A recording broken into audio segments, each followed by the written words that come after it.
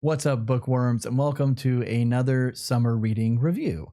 Although I suppose that it's not summertime anymore, or it's ending, or something, I don't know. So I guess these are just normal book reviews now, but I still haven't made it through my summer reading list. Although, to be honest, that's not anything new. I've mentioned before, I'm an incredibly slow reader.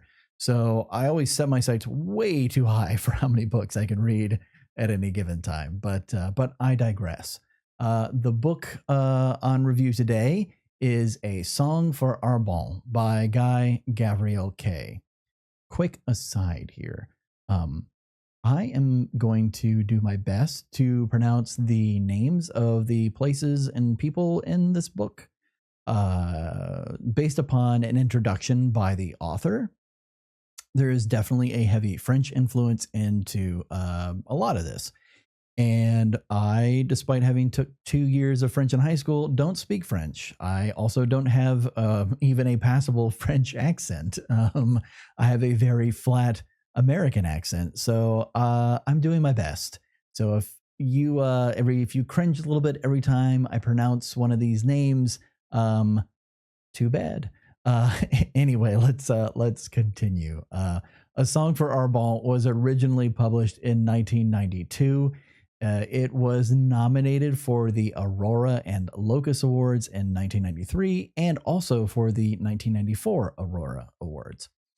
Whenever it comes to the portion of these reviews where I give a brief synopsis of the book, I always struggle slightly. I don't like to just read the blurb on the back of the book or the inside of Dust Jacket or even just copy something from like Wikipedia or anything like that. I like it to be my own synopsis, and I always struggle with worrying that I'm giving too much information or conversely not enough information. You know, if you give too much, then people are like, oh, you spoiled something. If you don't give enough, then it's like, well, you're not doing enough to intrigue people to potentially read a book. So as always, this was a struggle, but I like to just narrow this down to the basic brass tacks of the book. The book follows a character named Blaise, who is from the northern region of Gorhout. Again, there's one of those names. And he leaves Gorhout because of political upheaval and turmoil that's there. He becomes a mercenary in the titular region of Arbonne, which is ruled by women. And I know what you're thinking. That can't possibly be an important plot point, but it is. I understand within the context of the book why it's an important plot point. I just found it kind of contrived and silly, which may be a window into my thoughts about this book. Look, this book, I would say this is proto-romantasy. It's not full-on romantasy, although to be honest, I have no experience with romantasy novels, with the exception of, I would argue, this one. But romantasy, I don't even think was a term until like 5 years ago. I think I started hearing it. So I don't know how long it's really been around, but this is definitely, I would say, in that category. There's a lot of flirtation. There's numerous affairs. A lot of romance. In fact, one of the characters, her title is the Queen of Courtly Love, not Courtney Love, but Courtly Love. And every time I've recorded this, I use that joke because I don't care. I think it's funny, even if no one else does. There is other elements of the book. There's political intrigue. There's some battlefield stuff and heroics. But it's the relationships that really drive and move the story along. There's no dragons, no elves, nothing mystical in any way. There's a little bit of like mysticism, but not very much, but nothing overly fantastical. It's a very grounded fantasy novel. And I do think that's an oxymoron, grounded fantasy, but it's accurate nonetheless. Going into this, I had a very different idea about what this book was going to be than what it ended up being when I read it. And that's not necessarily a bad thing. I find it's often good if you're surprised by the direction that a story goes. I've kind of struggled with describing how I feel about this book because ultimately I really wanted to like it. I just kind of didn't particularly like it. It's very different than anything I would normally read, and that was by design. I've been trying to push the boundaries of my own book comfort zone, and this book definitely did that. It's not something I would normally read, as I said. When I read fantasy, I like very fantastical fantasy, if I can use essentially the same word to enhance the word fantasy. I like dragons and elves, and it's the end of the world, and searching for lost magical swords, and I like Lord of the Rings and the Shannara series by Terry Brooks, and the Chronicles of Narnia, things like that. This is not usually in my repertoire that I like to read, but I'm glad that I did, because again, it pushed me outside my comfort zone, and I think that's important. I didn't hate this book.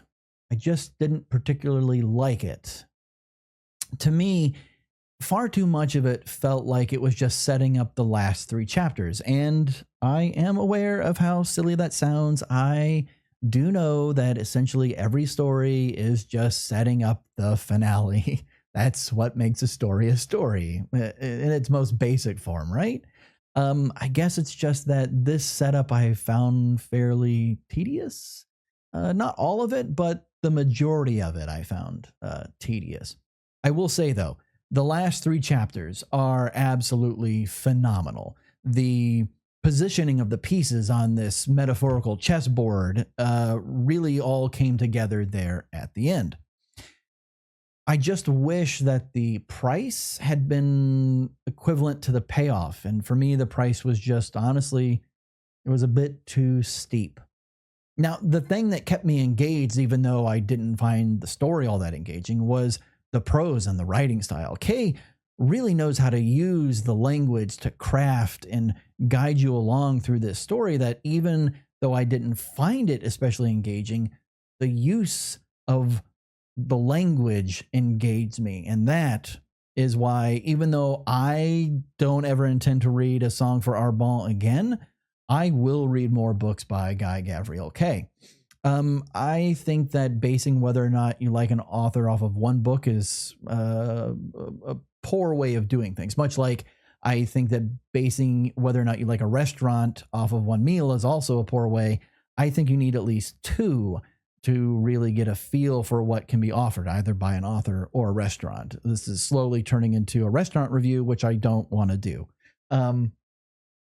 You may not feel that way, but that's just always been my method.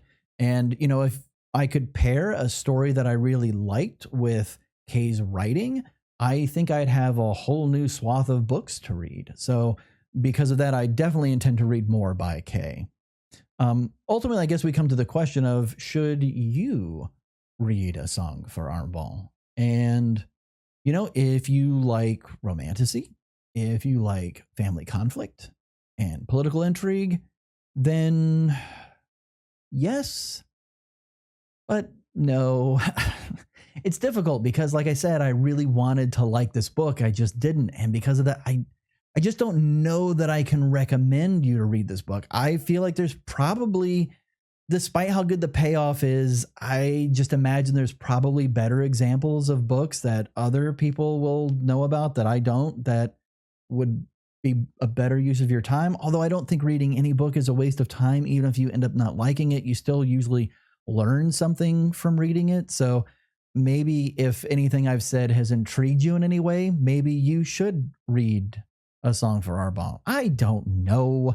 Look, just take my rating for what you will and make your own decision based upon what I've said, which is very confusing, I know. So read it, don't read it. You know what? If you're going to read it, get it from the library. Don't buy it. How about that?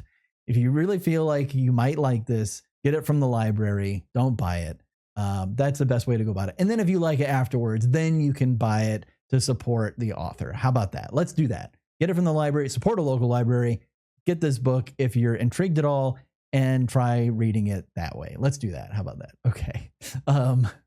A Song for Arbonne gets 2 bookworms out of 5.